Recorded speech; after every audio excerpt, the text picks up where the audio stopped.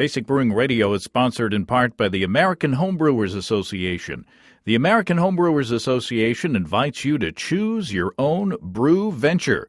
Join for 1 year and select a complimentary brewing book from Brewers Publications.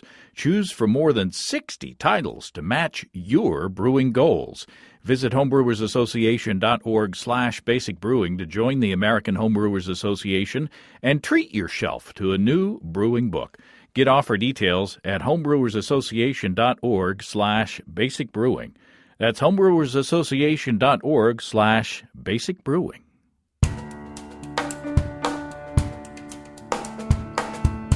Welcome to Basic Brewing Radio for Thursday, March 9th, 2023. I'm James Spencer. Here at Basic Brewing Radio, we're all about home brewing.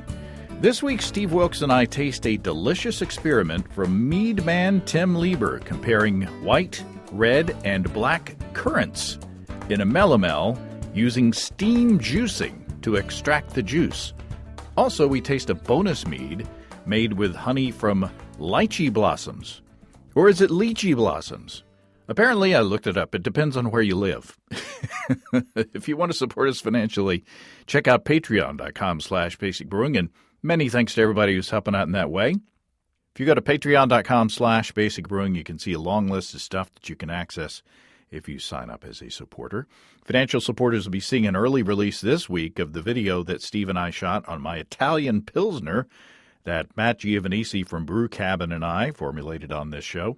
Supporters will also get the recipe and a behind-the-scenes video showing how the beer came together. I chilled down to lager pitching temperature using a pond pump to recirculate ice water through my immersion chiller, so you get a few details on that process. And then I pitched L25 Huga from Imperial when I got down to pitching temp. There's bad news and good news about that beer and my Vienna lager. The bad news is that they are gone. They are no more. They are but sweet memories, or slightly hoppy memories. Anyway, I did get to share them with friends and family here at the house and with Chris Colby and Matt Giovanisi as well. You'll hear what they thought of those beers in the next couple of weeks. The good news of the, on the bad news / good news formula is that my kegerator is now empty and ready to be used again as a lager fermentation chamber, which my next beer is going to be a lager. More details on that later in the show. Next week, I've set up an interview at a brand new sake brewery in my hometown of Hot Springs, Arkansas.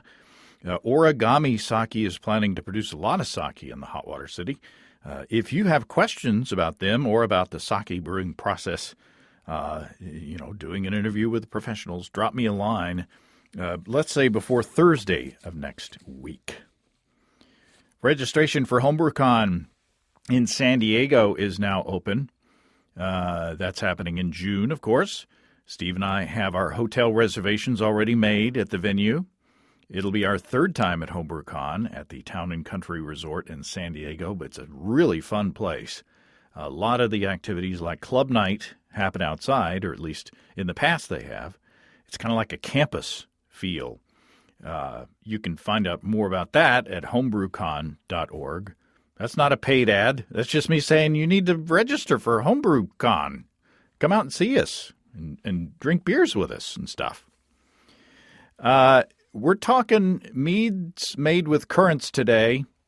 And while we are, our friends and sponsors Ricky and Kelly from Groenfell and Havoc Meaderies in Vermont have a couple of delicious offerings available online, made with black currants. Braggie from Groenfell's Ancient Collection is a black currant and elderflower mead, blending wildflower honey, black currants, elderflowers, rose hips, and a touch of juniper berry to create a floral triumph inspired by 18th century Danish meads. It comes in a 750 milliliter bottle and weighs in at 12.5% ABV. Draki Black Currant Mead by Grimfrost is also available on Groenfell.com. Grimfrost is a Swedish company. Their version of Draki is a sessionable 5.8% ABV mead and comes in 4 packs of 16-ounce cans. Their version of Draki is brewed with wildflower honey and black currants and has the aroma of crushed fresh berries. So you get both ends of the spectrum there, featuring currants, showing off what you can get from those delicious black fruits on grownfell.com. Find Braggy, Draki, and all the honey-based deliciousness, and get them shipped to you from our friends and sponsors at family-operated grownfell.com. That's GROENNFELL.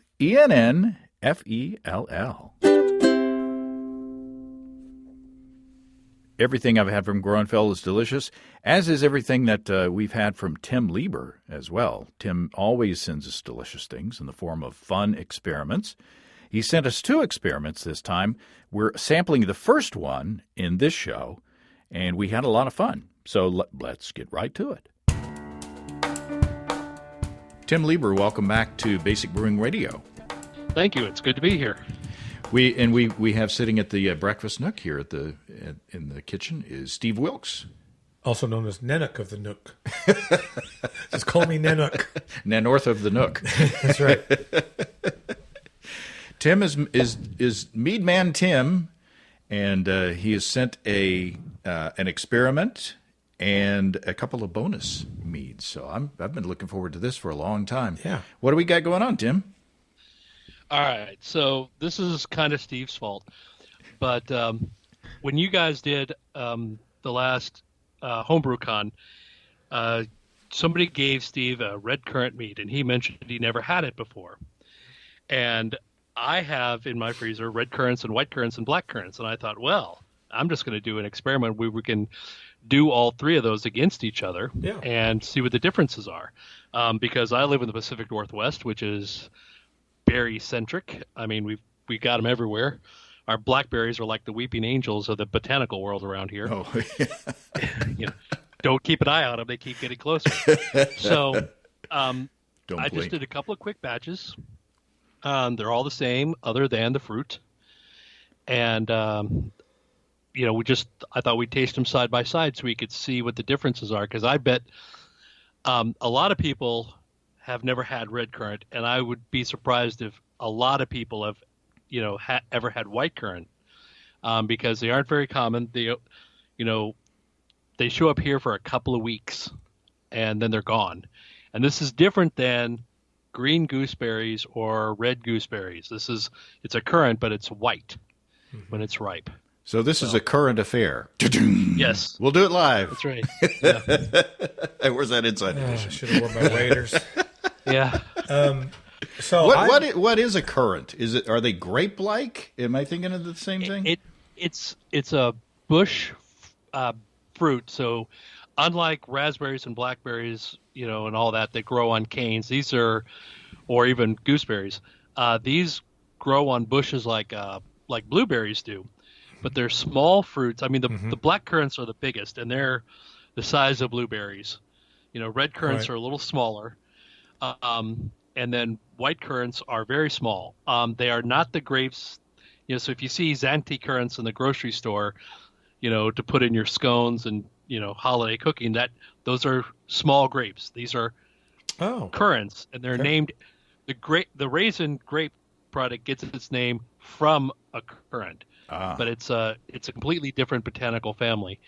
Because they grow on shrubs. Right. And, like I said, black currants are pretty common. A lot of people have seen them around. And red currants, not as much, but they're not terribly rare. But white currants, I haven't seen very much either.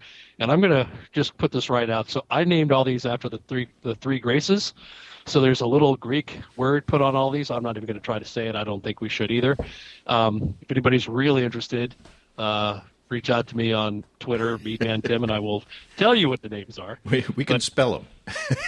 Yeah, we could. It was an idea I had after an evening of consuming mead, and looking back at it now, it's probably not the right thing for radio. Oh, okay, all right. Because it's just we're never going to say it right. We're just going to make some people angry.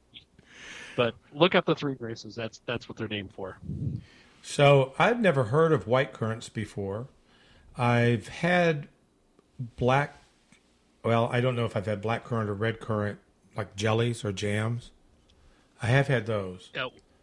Well, cassis liqueur is black currant liqueur. Right, okay, yeah, right. Um, So, Interesting. Well, I'm very curious about this. I like currants. I mean, I've never had mead made from them, but I've eaten currants, and they're not quite so sweet. You know, that's my memory of them. yeah. Oh, anyway, I'm anxious to try this. So talk about, Yeah. are all three of these the same base mead?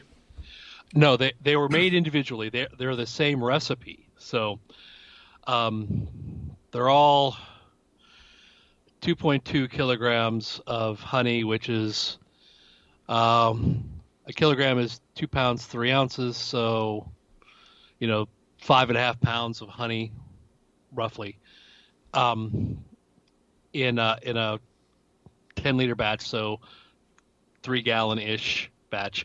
I converted all my brewing to metric. All your international listeners are going to be happy, but the Americans are going to be kind of upset. But it makes it so much easier to scale recipes.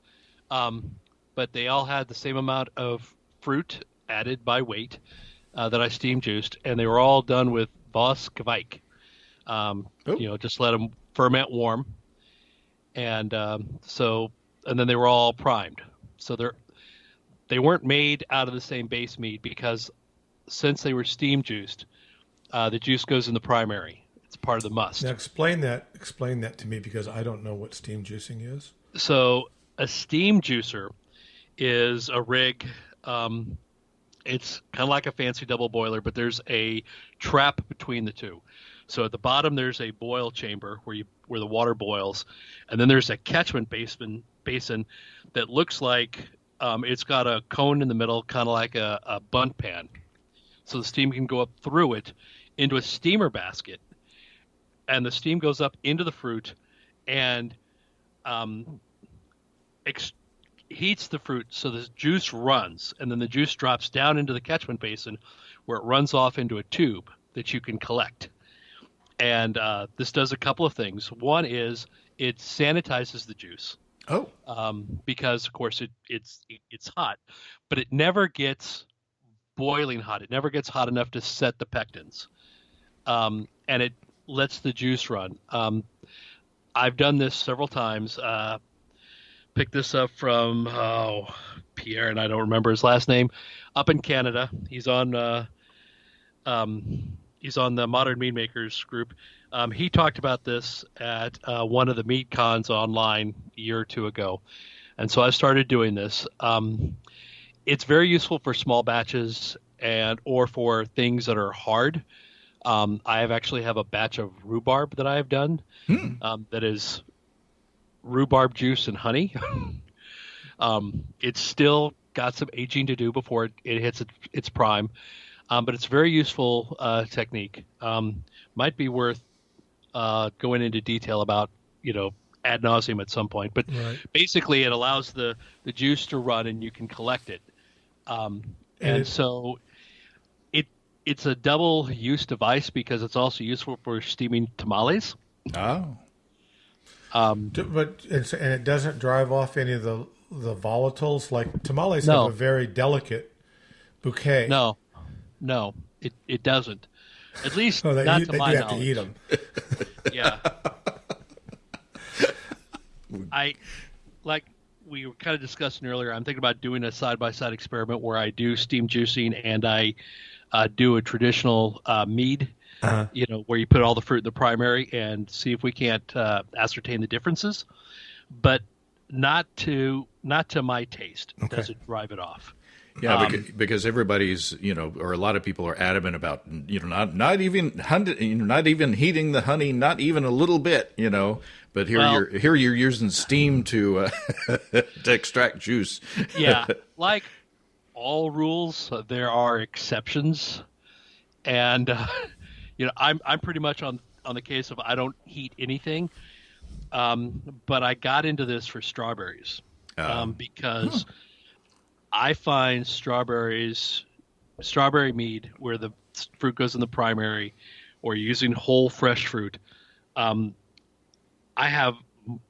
of them have gone infected on me Oh, yeah. Maybe not right away, maybe over time. And I think it's because of the spongy nature of the strawberry. There's a lot of space for, bacteria and stuff to hide. Right. And do you treat with K-Meta and all that, or no, you don't? no, Okay. No, it just goes in. I do, and it runs off, and it's cool. Now, it's pretty hot when it runs off. I do treat it with some pectic enzyme, just to double check.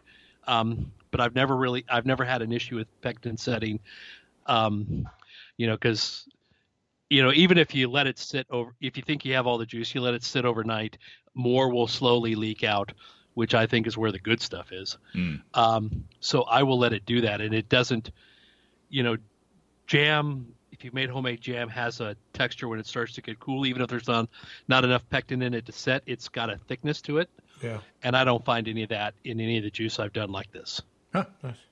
So we're learning about a new process. Well, and then and that sparked in me, it sparked the idea that you and I have been playing with and using tinctures to get flavor in. Mm-hmm. And I'd be curious to have a tincture versus steam juice. Well, the battle. tincture wouldn't be fermented though. The juice goes in the fermentation, right? yeah, Well, but the idea is to get the end product. What does Right. the end product taste like? Right. yeah. That Now- sounds like a fun battle. Yeah. You do pull a lot of tannins and acids and stuff when you do it. When you do this, you get a lot more of the non-sugar character into it. Mm-hmm. So I did a all blackberry doing this. I guess I should send you a bottle of this if we're going to talk about this. It took a lot of honey to back sweeten in balance. A lot. Mm-hmm. Final gravity after back sweetening ends up in the 1040 range. Wow. Yeah. Oh, wow. And it doesn't taste sweet. I have to enter it as semi. So it's a fascinating process. And like I said, it's probably worth a whole hour on its own because you can really run down the rabbit hole. But the thing is, the rigs are not that expensive. You can buy one on relentless.com for $100. And this just fits on the stove? Yeah. I put it outside on an induction burner I bought at IKEA. So now I have a fancy, water bladder press that I'm getting into this spring. But, this is good for small batches and good for things that don't juice well. Like I said, I did rhubarb. You're not going to get rhubarb out of a press, but the juice flows very nicely, and it's still a year and a half later, a beautiful, light ruby color. So it's held the color very well. Well, shall we pour all three of these at once so that we can compare, Yeah. all three, the color and appearance of all three? There shouldn't be much difficulty in telling them apart. It's not like, well, guess which one this is. So the good news is you guys will be right when you pick out which one's which. Plus they're labeled. So Plus they're labeled. In which order should we taste them? So I would start with the white to the red to the black because black currants have a very strong flavor. Okay. And the other two not as much. So okay, so we got this is the white. We got a hiss. That's good. yes. I'll pour you first. Yeah. Ooh. Lovely. How would you describe that appearance there, Steve? It looks like a cream ale. Yeah, it does have a. It looks right now because it's got a nice head on it, and it looks like a Pilsner or Kel or something. Is it my imagination, or does it have a teeny bit of a pinkish hue? It does, at least to my eye. So if there's a problem, we both have the same problem. You both got pink eye? And then pink in your eye. Here's pink in your eye. Oh. And then the red? Yep. And I'll take a picture for Ooh, the... that definitely has a pinkish hue. Oh, yeah. Yeah. Take a picture for the Insta. Yeah. Oh, Yes, a reddish hue. I'm sorry. I think the red currant is a very attractive mead. Just in the glass by itself, it's very attractive. Yeah. It looks, to our listeners at home, it looks like a rosé sparkling wine. Yeah. And then, but don't drink a lot of cold duck because you'll regret it later. My 15-year-old body can tell you that. oh well, this isn't as much darker as I expected it to be. Yeah. It's pretty dark though. It looks like looks like a Merlot, like a red wine. Maybe not quite as heavy as that, but yeah, from this angle, okay. Yeah, you're right. Next week, you'll hear about the next beer that I'm going to brew with my Warthog electric brew bag system from our friends and sponsors Desiree and Dave from HighGravityBrew.com. It's a Hellesbock designed with the help of Chris Colby of BeerandGardeningJournal.com. Normally, when I brew in a bag with my Warthog system, I don't use the recirculating pump during the mash that came with the system. For moderate gravity 5-gallon batches, just a stir every few minutes in the mash does the trick. But this time, since the beer is going to weigh in at probably 1070 or above, most likely, I think it will. The pump pulls the wort from below the bag and it brings it back up and sprays it on top of the mash through a nozzle on the lid, which makes it easy. I can open the lid and stir the mash if I want, or check on things in there. It's not all enclosed, as in other single-vessel systems where you really don't have access to the mash during the mashing process. It gives me the flexibility that I like while taking the pain out of propane. You can design an electric brewing system to your specifications on HighGravityBrew.com, and if you use the code EBC75BB, you can save $75 off your Warthog electric purchase. That's at family-owned and operated HighGravityBrew.com. That's HighGravityBrew.com. So now we're on to the white. Cheers. Cheers. Clunk. White currant. Clink. Yeah. It smells fruity. That's very nice. It's effervescent. The fruit is very light. Mm-hmm. And yet it's there. It's not it's not like honey. Or just honey. I mean, the fruit's definitely there. Oh, yeah. And it's a fruit flavor that I'm not familiar with.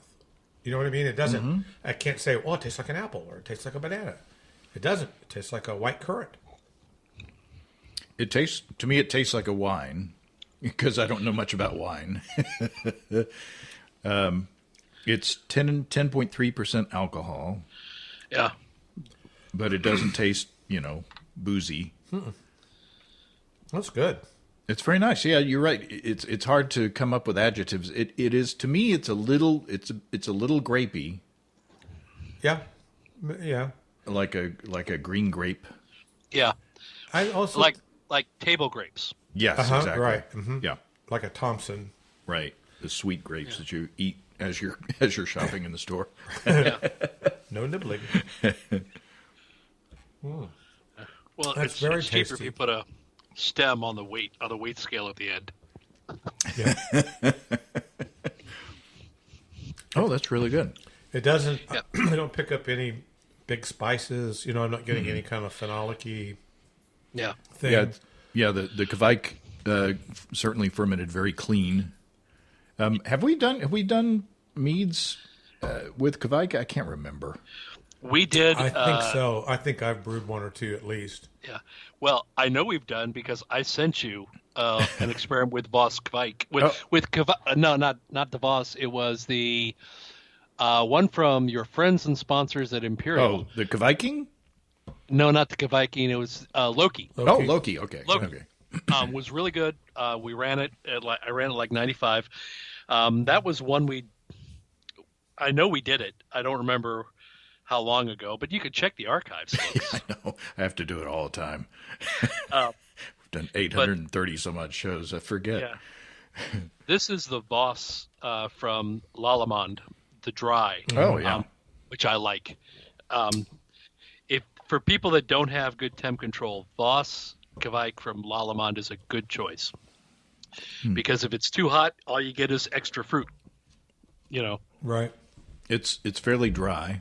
Yeah, I was going to say, and there is an astringency. I guess that's probably some tannin that I'm picking up. Yeah.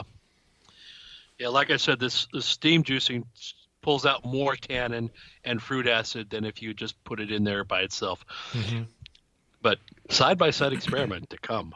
And did you add any? I'm just curious if you added any acid blend or any No. adjuncts like that. No. There's a little Opti White in it, just because I tend to put Opti White in a little mead because I think it gives you a smoother, more sweeter than it says impression. But I haven't done it side by side recently, so it could be in my head. Well, But forgive me, I don't know what Opti White is. Opti White is a product. Who makes? I think it's a Lallemand product. It is an SIY, specific inactivated yeast product, I believe. And I could actually come find all the info. But it's something you can buy from a lot of the major homebrew houses. Okay. And it I've got the description right here. I used OptiGrab in a mead. Damn Well, these glasses, boy! I did an OptiGrab one time, and I got talked to by HR. So Damn these glasses, boy! I damn thee. So that's about as current as our references get. yeah. It says for the purpose is for. It says promotes roundness and smoothness and protects aromatics, and so that's why I use it. It says it helps protect the aromatics, but it's something you can buy from a lot of different places. There's a red version of it called Opti Red. Huh. Go figure. I just never ran across it. I mean, when I had the store, I bought lots of Lallemand and other brands. I just never ran across that. Okay. I do know some of the online stores sell it. Uh-huh. I bought it out of Scott Labs, so I bought like a kilogram of it, which is taking up space in my freezer, but it's the way it goes. But yeah, I add a little of that because I think it helps. But if you're a fan of white wines, I think that you would like that. Yeah, I can't see any. It reminds me of a Sauvignon Blanc a little bit. Yeah, a little. Yeah. What I was going to say is I can't see anybody turning their nose up at this. Sometimes wine drinkers will be like, "Ooh, that's a little sweet." Oh. But Yeah. But this would not. I wouldn't be afraid to serve this to my wine snob friends. I think the honey takes a back seat to the fruit, and that's not a complaint. Yeah. Well, the point here is the fruit. So. Right. It's all about the fruit. That's good. Okay. Very unique. The red currant, So. which is redder, has a pinkish hue. Yeah. Oh, it smells different. It's a stronger fruit flavor. Yeah. To me, this smells reminiscent of raspberries, but not a raspberry. It's in that family. Yeah, I like that. That's very nice. And in fact, that is nice in that raspberry way. But I got to tell you, raspberries have I've made raspberry wine and I've bought commercial raspberry wines, and they always have there's kind of a funk about them. Yeah. That's a little off-putting to me. Maybe some people don't taste that. I just do. This doesn't have that, but it has that raspberry, red fruitiness. It's really good. Yeah.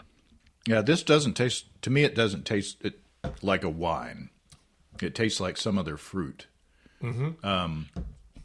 Yeah. It reminds me of some of the candy that we used to get as kids. And it's scratching an itch of some hard candy that I used to eat as a kid, and it'll come into my head at some point. This tastes like, or more like, the grape flavor of grape candy. Yeah. Like those whistles that were made out of candy on the stick. It's that. It doesn't taste artificial, but it tastes like artificial grape. Does that make sense? Grape candy does not taste like grape. Yeah. Right. It has those notes. It doesn't have that fake flavor. Right. But it has those notes, and that's where your brain is going. So. Yeah. It's good. I like it. That was my favorite flavor of that kind of candy back then. Bet you like grape knee-high, too. Oh, yeah. You bet. Yeah.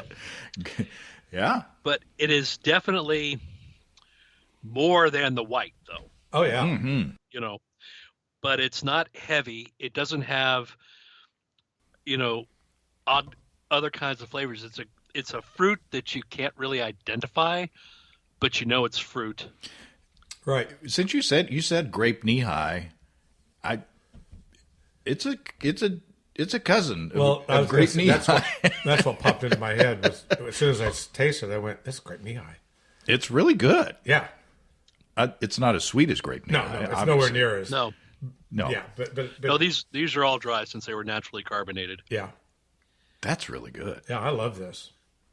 Yeah. I could drink a lot, way too much of that. That's really good. Yeah. It's delish. Now, where do you source your currants? There is a farmer's market down south of me in Puyallup. Sorry? So I had mine removed. I had a colonoscopy the other day, and I was cleared. They found one of those. Apologies to everybody in Puyallup. I got in trouble for saying something about Omaha the other day. Omaha, I've been to Puyallup. I made a joke about Omaha in our video podcast, and our friend Matt at Patriot Brewing Supply said, "Hey, I live in Omaha." So, well, again, apologies to everybody in Puyallup and Omaha. yeah. Well, Not South it's Puyallup. fun to say, but that just happens to be where this farm is, and they have. I bought all three of these currants from them all at the same time. Nice. So I get a few looks when I go down there because, I kind of go down like, oh, they don't have what I want yet. So I buy a few things just to be nice. And then the next weekend I come down, and they've got all the currants and these fabulous blackberries and stuff out. And I, buy like $300 worth of fruit. You back the car up. Back the car up, So, they always look at me a little odd when I show up. It's like, is this the week he's going to buy, Well, they need to all put this you on stuff? the mailing list or something. I am on their mailing list. So I'm wondering, I happen to remember just now that at my local farmer's co-op, you can buy dried currants. Yeah. So they have them in a little, in a big jar, and you can just Now, bulk buy them. are those actual currants, or are those like dried little grapes? Yeah. Well, my memory of this is that they're, it's like black currants, dried black currants. So Yeah, my question is, could you make a mead with those, and would they be, I know it's not fresh fruit, but would you still get the same fruit character, etc.? I wonder. I don't know. There is a company in, I think they're in Michigan, Currant, that sells black currants Nice. for sure, and they sell them frozen. They ship them out. And Northwest Wild Foods, they're north of me, sells black currants frozen. They sell all kinds of fabulous stuff frozen. Now, of course, you're buying frozen fruit. They're shipping them to you. It's going to be a premium. Right. But, if you don't live where, they're all over the place. Right. And honestly, I've only seen the white currants reliably at that one stand. Huh. Yeah. The red currants I've seen a few other places. Black currants, everybody's got black currants the right time of year up here. But Boy. I do love this red currant. Yeah. I like the first one. I'm saving some for Susan, since these are 12-ounce bottles. Yeah. Which I'm not complaining. Why didn't you send us 750 milliliters? No. Because I made 10-liter batches. So 2.5 gallons is all I got. No, I'm not complaining. The red is so. The red currant is so easy to drink. Yeah. The white currant is not quite as easy to drink in a way because the flavor is so unique, but It's more sophisticated. I find it very intriguing, and I keep Yeah. kind of coming back to it. So it's a little bit. The flavors are a little bit more adult, for lack of a Right. better way. Yeah, it's more sophisticated. Yeah. Yeah. Isn't it? So, like, my 16-year-old self would not have liked the white one, Right. but would have taken 8 bottles of the red to the drive-in theater and watched vampire movies. Oh, my God. Yeah. Well, we used to do that with Ripple. So, Yeah. You and Fred Sanford. well, we did. Count Yorga still scares me. Ripple. Count Yorga and Ripple. Okay, I'm moving on to the black. I figured you for a Boone's Strawberry Farm guy. Oh, I had plenty of that too, but we thought that was kind of girly, so we went with Ripple. Peachy Rianiti. Or Thunderbird. Rianiti on ice. That's nice. That's nice. Yeah. Okay, black currant. Black. All right. There is an immediate difference. Yeah, it's deeper. Ooh. It's much deeper. Wow. That's much richer. Yeah. That's a statement. I thought you were going to say steak for some reason. It would go good. Well, It'd go really well. It would with stand steak, up to with beef. red It would meat. actually, yeah. That would definitely stand up to some barbecue. Yeah. Or steak, something like that. Yeah. But I mean, even the aroma, when you first put it up to your nose, you're like, okay, this is different. Yeah. know, And there's the red and the white kind of smell similar. Like the red's more of what the white is, but the black is different. there's a residual fruit flavor. I don't want to call it sweetness because it's not necessarily sweetness, but after you swallow, there's residual fruit on the tongue that these other two don't have. Am I the only one getting that? No, I just think this is much richer. It just drinks a lot bigger. It's a chewier. Yeah. It's like a big red wine. Wow. Yeah. But it's And not it's- more tannic. It's not more astringent than the other two. No. No. It's just deep and rich and, it's like when you oak age something, it adds in, all those deeper characteristics. Man, that is really, when you taste the raw fruit, do you get a similar experience? Do you say when you taste the three fruits, is there the same, gradient of flavor differential between the three? I'd say there's more. Oh, interesting. There's more. I mean, fresh black currants are very powerful. It doesn't take much to get the color, and there's some of the residual. There's a foxiness to black currants that red and white currants don't have, and I picked a little of that up in the aroma and in the flavor. Mm-hmm. I agree with you. That's a very good observation.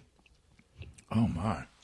But There is a little bit of that kind of red muscadine. yeah, Huh? You know, Interesting. there is. Interesting. As soon as you said that, I went, yeah, a little of that American Yeah, a little. grape. Muscadine has a very characteristic flavor. There's no way to describe it except it's just muscadine. Yeah. But now that you said that, there is some of that in there. and that's not a negative descriptor. No, No, not no, at no. all. I love muscadine. Well, me too. It's just that, there's a lot more going on with this black currant than there is with the other two. Definitely. I get it. Absolutely. It's my favorite.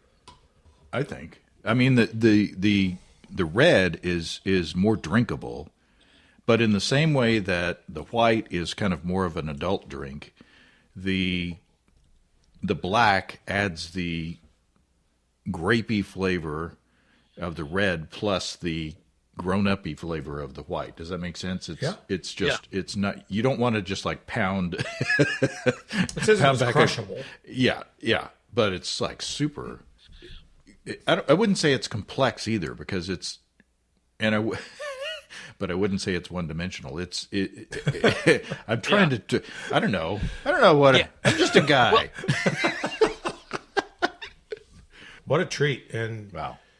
3 things I've never had before. Yeah. That's amazing.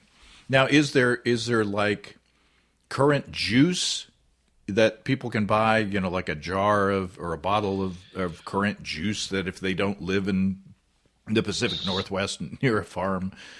So Currant C sells concentrate of the black currant.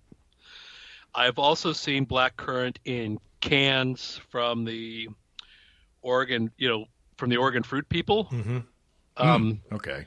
So like I said, I think Currant C sells a concentrate. And I've seen it in the cans, but other than that, or maybe it's the vintners people that sell the gallon jug of wine base. They do, yeah. Yeah. And I think they have black currant. Yeah. But I don't know if you'll get quite out of that what I got out of this, because, like I said, I think the steam juicing extracts more of the tannin, more of the acids, more of the other stuff than you get out of just letting it soak in the meat. I got to try them side by side to know for sure. But this is what's in my head. But again, these are all, moderate alcohol. I mean, the black currant is high because it had more sugar in it. So it tops out at 11.8. Yeah. Everything else is down at, the other two are down in the 10s. So, but we're not talking very alcoholic. I think compared to beer. Compared to beer. But not compared to wine. Compared to actually my meat. low ABV I've wines. sent you guys stuff that was like 18%. So Yeah. here I'm taking it easy on you. So it's big, but it's smaller than most commercial wine. Right. Those are way good. And I've got two fingers worth in each of these sample cups. And I need to get credit for saving those for Susan, because if I wasn't a nice person and a good husband, I would have downed all three of those. Those are wonderful. Yeah. They're really good. I mean, and they're not overly tannic. No, they're not. Right. They're not. There's nothing off-putting. I mean, if you weren't, like, we're sitting here analyzing and picking them apart, but if you just poured a glass of this for somebody at a party, they would love it. Yeah, they would be super happy. Yeah. These are great. I think my favorite's the black one. black, yeah. Yeah, I think so too. Although I'm going to take one more sip of the red. But they're all really good, and the white is just intriguing. There's just something about it. It's like it just keeps pulling me back. Like I want to try it over and over. The red is thinner to me. Mm-hmm. After having the black, it's more, forgive me, seltzery. Well, it kind of is, and it's just lighter. It's just all around. Yeah. But that white is also good. I know, right? I can't quite stay away from it. I'm thinking I think the white is in second place. I think that as much as I like the red on that initial tasting, I think after coming back, I think it's the black, the white, and then the red. Yeah, I think they all have their charms. But honestly, my favorite is the red. Oh, okay. Wow. Because interesting. And I'll tell you, because it's not as intense as the black. So the red is something you can drink and enjoy and not worry too much, about, what you're going to eat with it or what you're going to have with it. It's just something that is there. But it's like picking your favorite child. They're all, all really, to me, they're all really good. And they all have their place. And I think if you can get a hold of the fruit, you should try all three of them. To do all of them. For sure. Yeah, they're all intriguing. That white is really good. It really but is. I think they're all three good.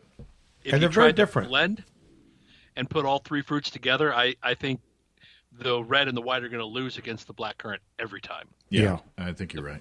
Yeah, the black would just dominate it so much. Now, if you wanted, but I can also see that if you said, well, I really like the red, but the black, but I want to soften it a little bit, so I'm going to use some red. I could see where some blending would be good, but just the way they are in their native form, they're just excellent, and they're so different that so they're different. I talked about my Hellesbach earlier, and today I have the yeast in hand that I'll brew it with. Our friends and sponsors at Imperial Organic Yeast have sent me a couple of packets of the Currant seasonal yeast, L09 Que Bueno. Que Bueno is a lager yeast from Imperial that's the perfect strain to ferment your Mexican lager, Vienna lager, Maibach, and many more. Que Bueno creates refreshing light to dark lagers with very clean, low-ester aromatic profiles and crisp and dry finishes. Sounds perfect for my beer.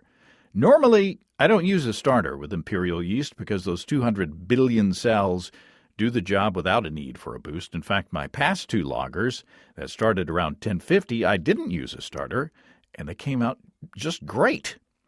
My stir plate is dusty because I don't use it anymore for moderate gravity 5-gallon batches. However, with this bigger beer, I think I'm gonna go ahead and at least make a liter starter, especially since I'm gonna ferment at lower lagering temps, and I want it to be nice and clean and crisp. I'm really looking forward to it.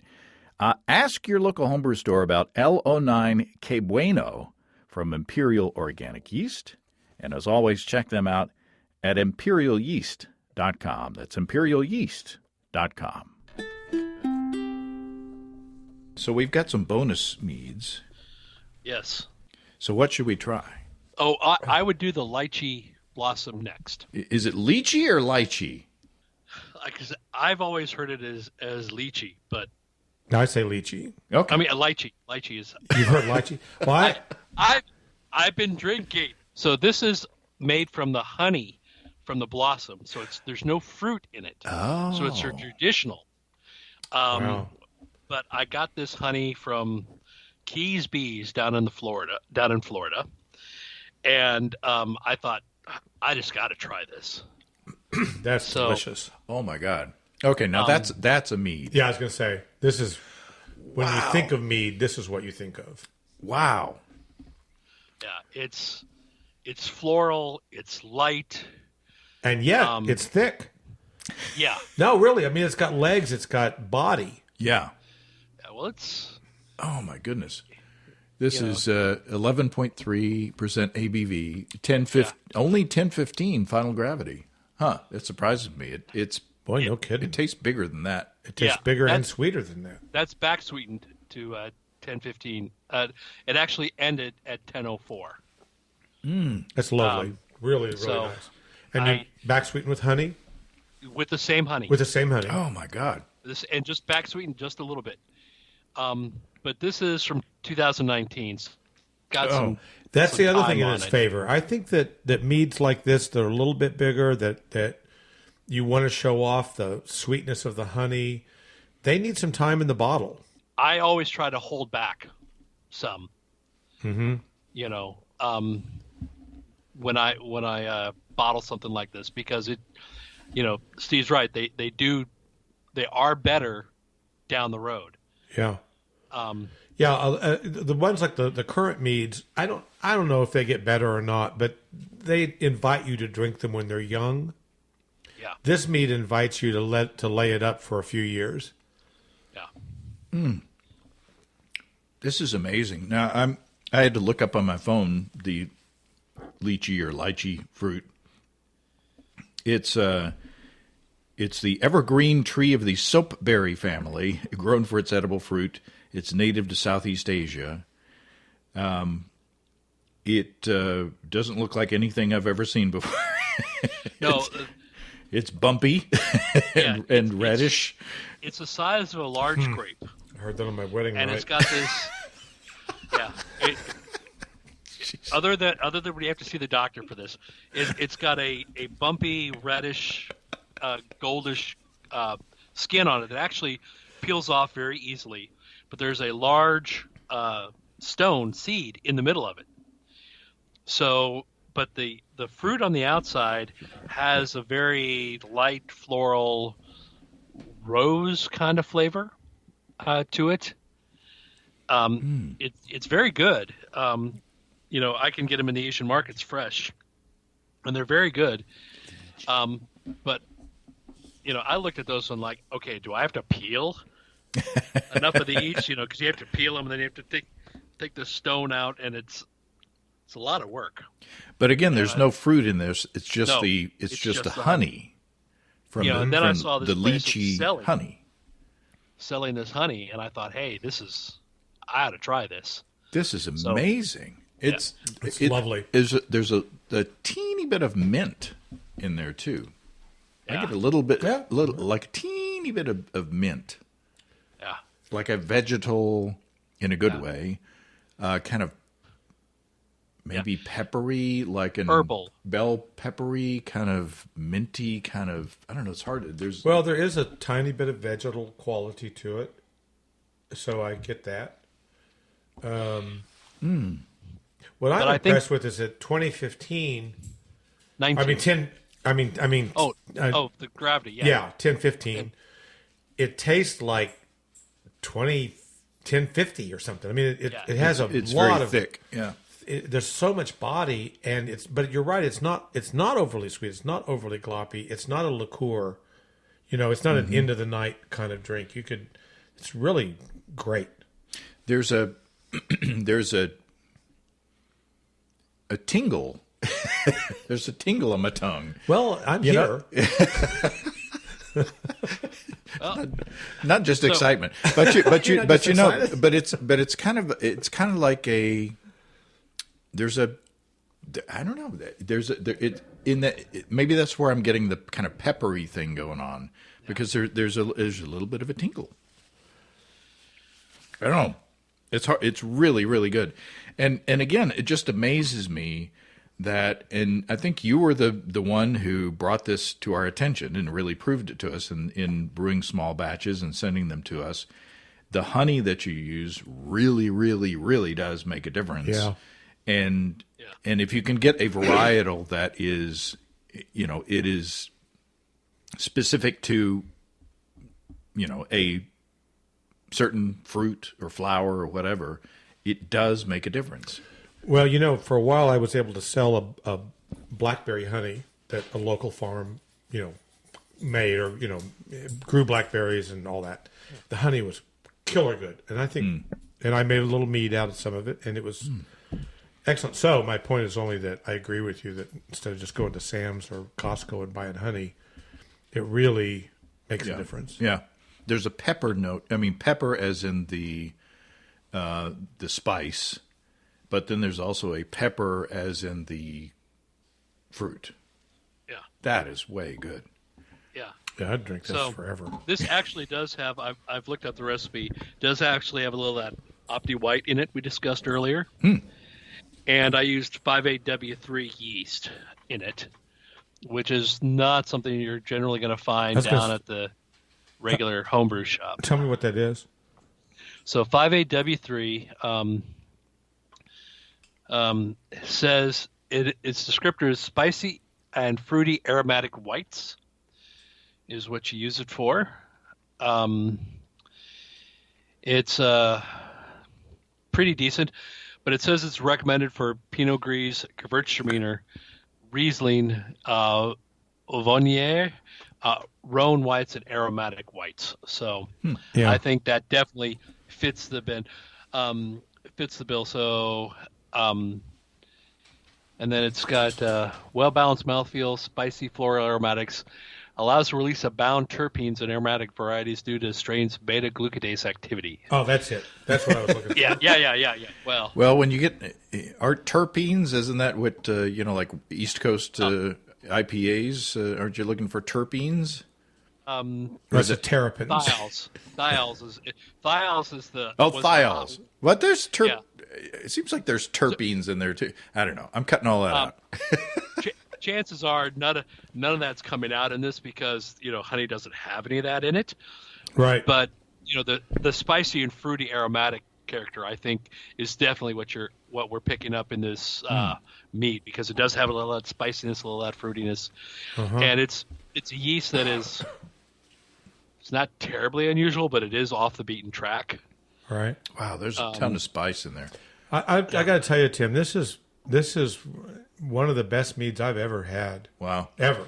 Wow. Well, that is high praise for Ken Schramm's meads. Yeah. I mean, this is really top flight. And I think this would be great if you make this again. Make a small batch with some ginger in it. Oh. I think the ginger and the lychee nut just would be killer good together. Mm-hmm. Maybe I should do that. Yeah. Wow. Well, Where did you source this honey? So the company is Keys Bees. They're down in the Florida Keys, and you probably said that. Yeah.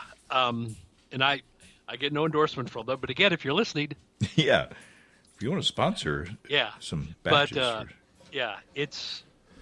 it's one of those, honey purveyors. So I've been making mead for a while. So I had an ex-girlfriend call me a honey slut because it's like oh, there's a new honey. I'll go buy that. Yeah. And it's like, I don't buy a jar. I buy 20 pounds of it, 2 gallons of it.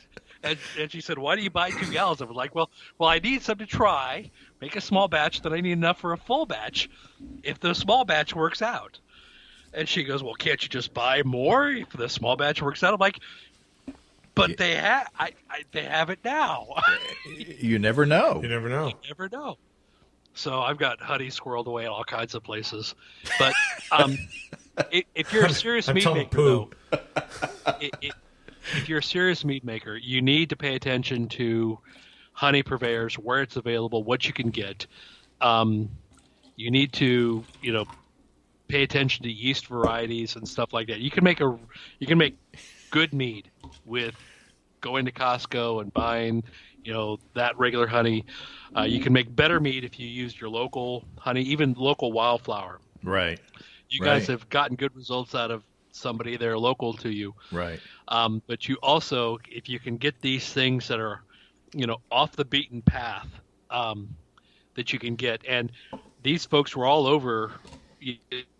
I don't remember where I picked them up, but I didn't find them myself. Somebody somewhere mentioned this company, and I went down and found them.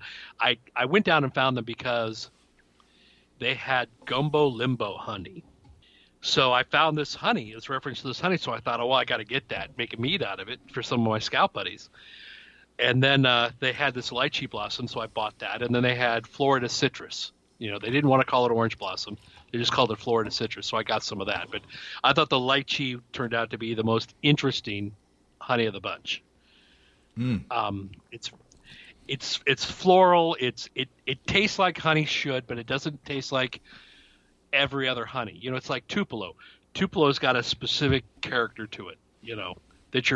It's honey, but it's not like anything else. Right. So, well, Steve and I have just blended a little bit of the white currant into the lychee mead, and it's pretty good. damn good. It's dang good. Yeah, well, that little bit of brightness and acidity from the white currants, Yep. Yeah, would probably help pick up It did. some of the flabby characters. It added, it gave the lychee nut mead a little bit more structure. It made it a little less desserty. And wow, that is super good. Yeah. Wow. Tim, you're the best. All right. I mean, thank you very much. These were amazing, and I can't wait to. I've got these other bottles that I'm not opening. I can't believe I'm not opening. I know, right? But then next time, And we got a peach mead to drink, right? Well, not today. We're going to save that. Dang it! I know. All right, Tim Leber. Thank you, sir. Thank you. Just these were very, very everything good. was wonderful. Yeah. Thank you. Well, thanks again to Tim and Steve. That was way too much fun. It's a blast getting together with those guys and drinking good beers, or meads, and beers as well. I'm interested in learning more about steam juicing. I think Steve is too. Next time we get together, I'll be sending Tim some meads from Steve so we can sample them together for the first time. If you have brewing questions in the meantime, show suggestions, or just want to say howdy, write to james@basicbrewing.com, or just fill out the contact form at basicbrewing.com. Please don't forget to tell us where you're from. Check out our mobile-friendly shop at basicbrewingshop.com. Thanks to everybody supporting us through our Patreon page. Special goodies coming your way. Check that out at patreon.com/basicbrewing. That's all until next time. Until then, thanks for listening, everybody. I'm James Spencer. Production help for Basic Brewing Radio and our website is provided by Kelly Dotson. Basic Brewing Radio is a production of Active Voicing. We'll talk to you next time, everybody. In the meantime, stay well and stay tuned. So long.